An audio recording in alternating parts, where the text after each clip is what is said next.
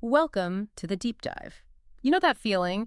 Just no motivation, maybe feeling a bit off, unproductive, Hmm. and you wonder, am I just being lazy?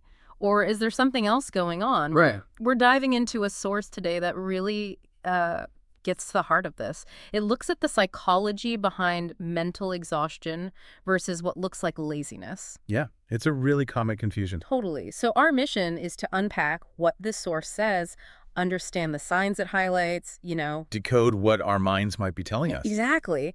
And its main idea seems to be that sometimes what feels like laziness is actually a deep need for rest. That's a great way to put it. The article is helpful because it reframes things Yeah. instead of self-criticism. Which is easy to jump to. Oh, absolutely. It helps us look for actual signs of mental depletion. It shifts it Yeah. away from being a character flaw like laziness towards recognizing a real state that needs attention. Okay, let's get into it. First sign this source points out, feeling tired constantly, even if you think you got enough sleep. That just feels backward, doesn't it? Sleep is Yeah. supposed to fix tiredness. It seems like it should, yeah. But the article explains the psychology there. Things like chronic stress, burnout, Hmm. they actually mess with your brain's rest and repair cycles. Oh, okay. Think of it like trying to charge your phone, but you've got all these apps running constantly in the background. Right, it never fully charges. Exactly. The energy isn't properly restored, so you might get the hours of sleep, but that deep restorative process, it's just not happening effectively. Ah, okay, so it's less about the quantity and more about the quality of the rest. Precisely. And the tip isn't just sleep more. Right. What does it suggest? It focuses on activities that genuinely restore you. Things like maybe some mindful movement, a short walk in nature, even just dedicated screen-free time. Quality rest activities, things that help the brain actually recover. Yes, exactly. Okay, that makes sense. Sign number 2. This one feels really familiar, struggling to even start simple tasks. Mm-hmm.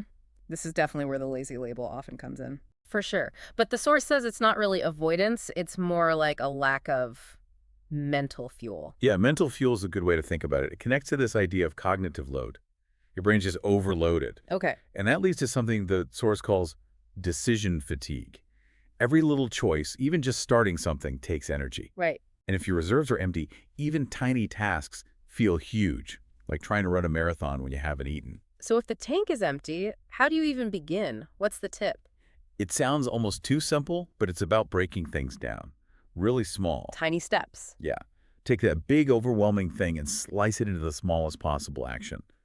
The goal isn't finishing, it's just doing one little bit. To build a tiny bit of momentum. Exactly. Without needing too much energy up front. Got it. Okay, sign 3. Feeling emotionally numb, or maybe the opposite, getting irritated really easily. Yeah, that emotional swing or lack of feeling, it's a big signal. A red flag, kind of. Definitely. Is your brain basically saying, I'm overwhelmed? When you're running on empty emotionally, you might feel distant, disconnected. Or snap at small things. Totally. Small stresses trigger bigger reactions than usual. And the source is clear. This isn't you being difficult. It's a symptom of being depleted. And the advice here is pretty direct. It really is. It's basically giving yourself permission to disconnect and recharge. The article stresses that saying no sometimes isn't selfish. It's necessary. It's essential maintenance for your mental and emotional energy. Setting boundaries. Okay. Next sign points to a more cognitive toll. Worse concentration, memory problems. Why does exhaustion make you forgetful? This is where the psychology gets really interesting. The source explains that chronic stress actually affects your prefrontal cortex. The brain's command center. Pretty much, yeah. It handles focus, planning, memory, all that executive function stuff. When you're mentally exhausted, that command center just isn't working at its best. If forgetting your keys or spacing out in a conversation. It isn't a character flaw. The source frames it as a physical consequence of stress impacting the brain's hardware. Wow, a physical effect. So what's the tip for that? How do you help the command center? The article suggests using brain resets, Yeah. short breaks, maybe just 5 or 10 minutes. Doing what? Could be complete silence, some focused breathing, a little mindfulness between tasks, just giving that prefrontal cortex a quick chance to reset. Little pause button. Kind of, yeah. Okay. Last sign, number 5. Losing interest in things you used to love, not enjoying activities anymore. This feels quite serious. It really shows the depth of the depletion. The source doesn't see this as laziness or boredom.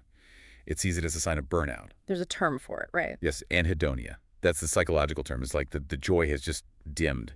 Things that used to bring pleasure feel flat or gray. So just trying to force yourself back into it probably won't work. Likely not. Yeah. The tip is about easing back in very gently. No pressure. Like, try the activity for just a few minutes. With zero expectation of feeling instant joy. It's about slow, gentle re-engagement, not forcing happiness. Right, okay. So putting it all together then, the big takeaway from this source seems to be recognizing these The signs. tiredness, the struggle to start, the emotional stuff, the fuzzy thinking, losing joy. Seeing them as signals, your mind telling you something important. Exactly. Signals that it's really time to step back, rest, and recharge. And that distinction the article makes between laziness as a choice and exhaustion as a condition. It's powerful. It really is. It helps shift away from that harsh self-judgment towards self-compassion. That reframe feels helpful in itself. And the source leaves us with a pretty simple final thought. Yeah, just a basic reminder. Everyone needs downtime. Your brain, your body. They're like machines in a way. They need to be switched off and recharged. Right. To function properly. It's not a luxury you have to earn. It's just Yeah. essential maintenance. It's required to function at all. A really important reminder to give ourselves permission to rest.